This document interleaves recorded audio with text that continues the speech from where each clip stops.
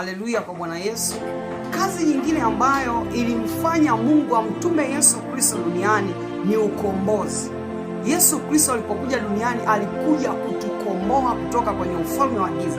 Kitabu cha Wakolosai sura ya 1 mstari wa 13, Biblia inasema, naye alituokoa katika nguvu za giza, akatuhamisha na kutuingiza katika ufalme wa mwana wa pendo lake, ambaye katika yeye tuna ukombozi, yaani msamaha wa dhambi. Sikiliza, Yesu Kristo alikuja duniani baada ya kuona kuna wachawi wanaotesa watu, ufalme wa giza. Shetani anamiliki maisha ya watu. Shetani akimiliki maisha ya watu, maana yake anaanza kuwatumikisha. Kuna watu wanatumikishwa kwenye roho za uchawi, kuna watu wanatumikishwa kwenye uzinzi, kuna watu wanatumikishwa kwenye roho ambazo zinaleta makosa mbele za Mungu. Kwa hiyo Mungu alipomtuma Yesu Kristo, alimtuma Yesu ili aje kukuhamisha kwenye hiyo roho inayokutesa.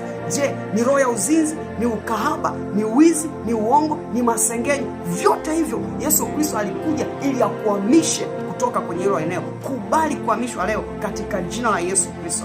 Amen.